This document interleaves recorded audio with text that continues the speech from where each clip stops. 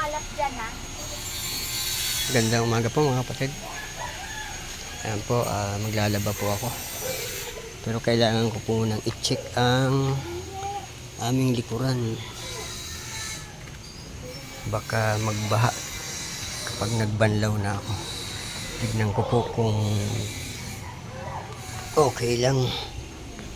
Matagal ko so hindi ko po nadadalaw. Ayan. Medyo may kalaliman na naman.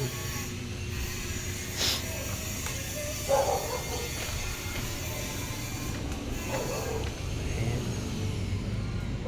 Barado na naman. Kailangan naman po itong sungkitin. Baka kasi mapuno ng tubig, magbaha na naman.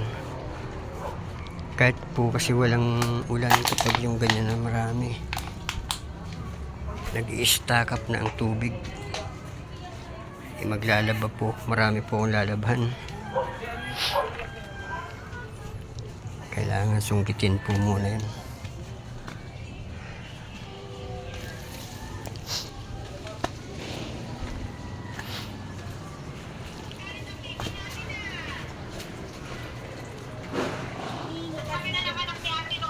Oo. Kailangan naman sungkitin yung likod. Punong-puno. Ha?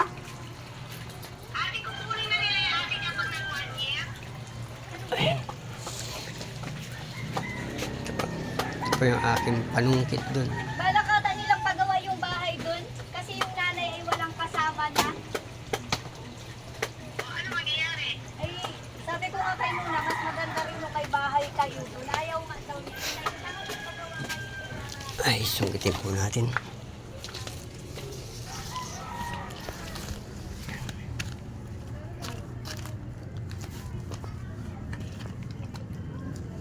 Yeah. Ay, wala. Madulas. Hindi pa ako madulas.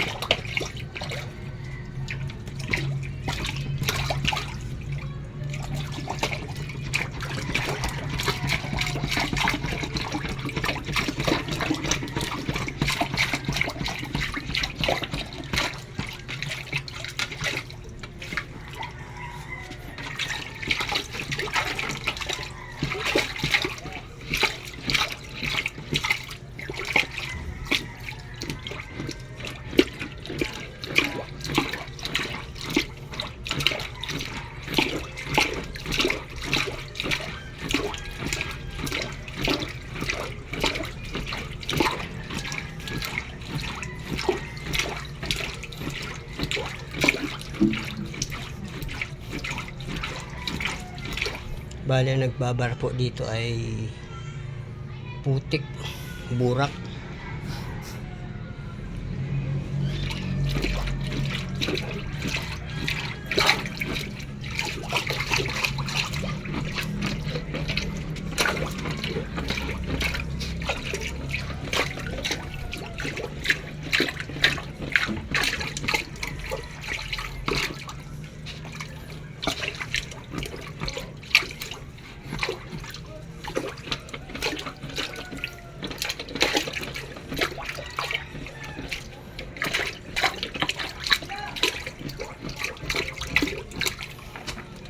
Kakapagod.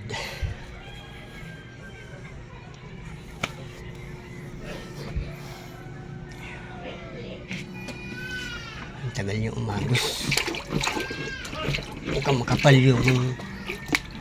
na naman po yung burak na nakabara.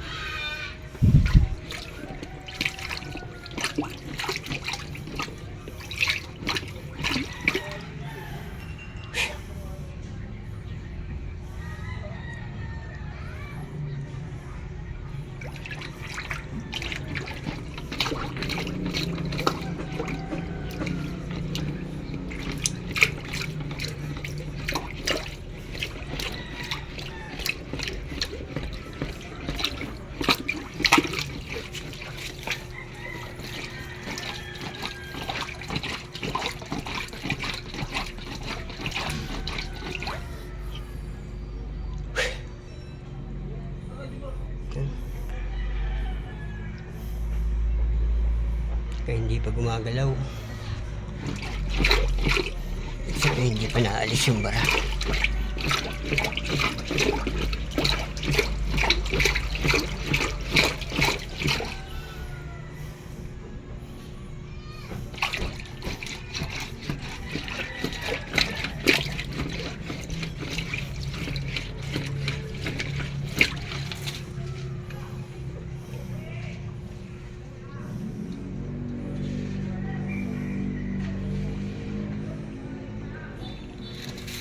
Grabe, ang tagal.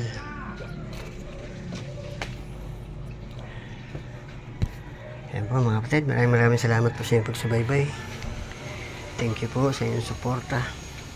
Ayan po, kapag hindi yan na pupuno talaga. Bye bye po.